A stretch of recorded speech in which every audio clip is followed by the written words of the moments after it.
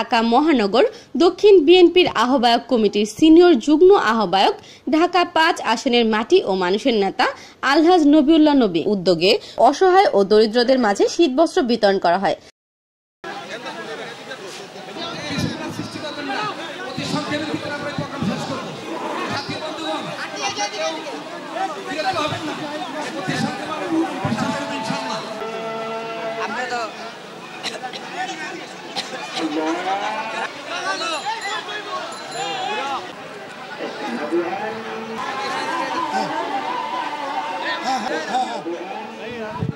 আজকে ভাইরা আমার, আপনারা জানেন আমাদের শহীদ রাষ্ট্রপতি জিয়া রহমান 19 দফা কর্মসূচি দিয়েছিলেন এদেশের মানুষের ভাগ্যের উন্নয়নের জন্য, এদেশের মানুষের আপদ বিপদে সাথী হওয়ার জন্য। আজকে এই কম্বল বিতরণ অনুষ্ঠানের মধ্যে দিয়ে আমরা প্রমাণ করতে চাই বিএনপি শহীদ জিয়া রহমানের দল, বিএনপি এদেশের গণমানুষের দল, বিএনপি একটি গণতান্ত্রিক দল। শহীদ জিয়া রহমান এই দেশের কর্মসূচি 19 দফা কর্মসূচির মধ্যে দিয়ে এই দলটি সংগঠিত করেছিলেন। তার মধ্যে আজকের এই কম্বল বিতরণ অনুষ্ঠানের এই কর্মসূচি একটা অংশ। আমাদের দেশ নায়ক ভারপ্রাপ্ত চেয়ারম্যান 31 দফা কর্মসূচি দিয়েছেন।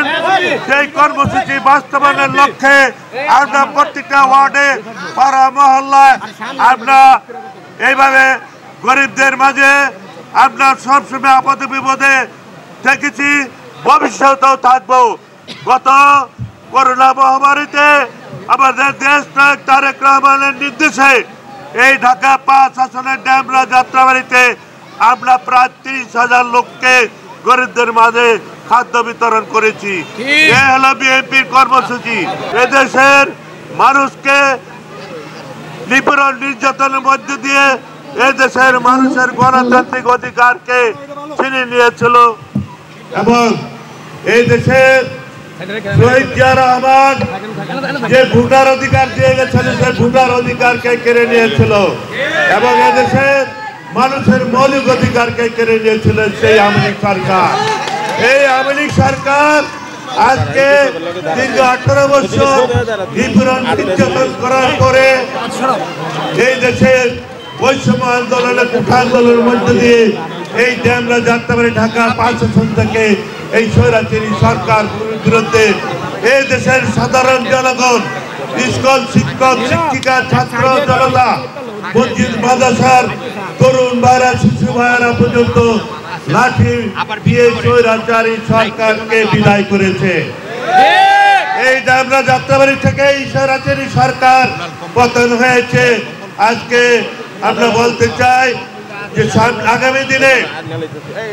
আগামী দিনে এই স্বৈরাচারী সরকার আর বাংলাদেশের ক্ষমতা আনতে পারবে না।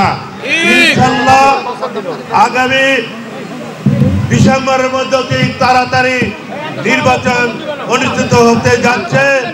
ইনশাআল্লাহ সেই নির্বাচনে বিএনপি সরকার গঠন করবে এবং আমরা বিএনপি দলের সরকার পক্ষ থেকে আমি এলাকার দলের মার্কাজ শীষ দিয়ে আপনাদের পাশে দাঁড়াবো ইনশাআল্লাহ। তারেক রহমান আমাদেরকে নির্দেশ দিয়েছে আমাদের সাংগঠনিক কার্যক্রমের পাশাপাশি নির্বাচনের কাজকর্ম চালিয়ে যেতে।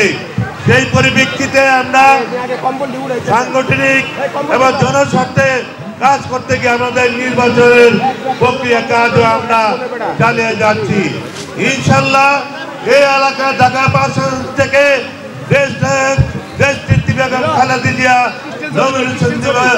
আগামী নির্বাচনে ইনশাআল্লাহ আপনাদের ভোটে আমি জয়যুক্ত হব। প্রায় ৩ লক্ষ ভোটের বিনিময়ে নির্বাচিত হই। এই এলাকায় কৃষক শ্রমিকদের জন্য শ্রমজীবী হাসপাতাল করব, শিক্ষা প্রতিষ্ঠান গড়ে তুলব এবং এই এলাকার সাধারণ গরিব মানুষের জন্য আমি বেকার ভাতা প্রদান করব এবং এই দেশের মানুষের যে কোনো কর্মকাণ্ডে আপনাদের পাশে থাকবো। এই ড্যামরাবাসী, এই ঢাকা ৫ আসনের বাসীর পাশে থাকবো।